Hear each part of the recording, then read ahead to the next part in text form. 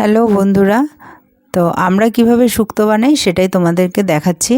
এখানে আলু, কাঁচকলা, উচ্ছে, ঝিঙে, পেঁপে কেটে নিয়েছি। কেটে ভালো করে ধুয়ে রেখে দিয়েছি। এবার কড়াই গরম হয়ে গেছে। এবার হাফ ফালি মাছের মাথাটা ভেজে নিচ্ছি। এটা রুই মাছের মাথা। তো সেই তেলের মধ্যেই আবার উচ্ছেটা আমি ভেজে নিচ্ছি। তো উচ্ছেটাও আমার লাল লাল করে ভাজা হয়ে গেছে। এবার উচ্ছেটা আমি তুলে নিলাম। আবার ওই তেলের মধ্যে আরেকটু তেল দিয়ে এবার আদা বাটা আর তেজপাতা আর রাঁধুনি ফোড়ন দিয়ে সবজিটা দিয়ে দিলাম। তো সবজিটা দিয়ে ভালো করে ভাজা ভাজা করে নেব। তারপরে দিয়ে দিলাম স্বাদ অনুযায়ী নুন আর অল্প একটু হলুদ, হাফ চামচের কম দিয়ে ভালো করে নাড়াচাড়া করে এবার পরিমাণ মতন জল দিয়ে দিলাম। জল দিয়ে এবার একটু ফুটতে দিতে হবে। তো ফুটে গেছে, সবজিটাও সেদ্ধ হয়ে গেছে। এবার মাছের মাথাটা আর দিয়ে দেবো উচ্ছেটা।